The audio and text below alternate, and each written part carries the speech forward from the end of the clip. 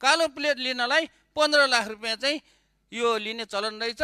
यो कुरा म ट्याक्सीको ड्राइभरसँग कुरा गर्दा गर्दै यो कुरा थाहा पाएपछि मैले यातायात विभागको डिजीसँग कुरा गरेँ। यो के हो कुरा मैले त बुझिनँ भनेर भन्दाखेरि उहाँले चाहिँ यसमा चाहिँ चलखेलको कुराहरू ल्याउनु भएको छ हैन, यसमा सिन्डिकेटको कुराहरू आएको छ। यहाँ चाहिँ प्रदेश सरकारको पनि हात भएको देखिन्छ र अब यातायात विभागको पनि होला। यसैले यो चलखेल जुन छ, सिन्डिकेट जुन छ के हो, यो कुरालाई चाहिँ बुझेर चाहिँ यो चाहिँ तुरुन्त खारेज होस्। किनभने 15 लाख रुपियाँ कालो प्लेट लिनलाई, नम्बर प्लेट लिनलाई 15 लाख रुपियाँ बुझाउनु भनेको चाहिँ यो चाहिँ एकदमै ठुलो भ्रष्टाचार छ। यहाँ ठुलो चाहिँ यहाँ कालो धन्दा छ। अहिले नेपालमा भएको लाखौँ ट्याक्सीहरूले 15 लाख रुपियाँ चाहिँ को दरले तिर्दाखेरि हिसाब गर्नुहोस्, अरबौँ रुपियाँको चाहिँ यहाँ चलखेल भएको छ।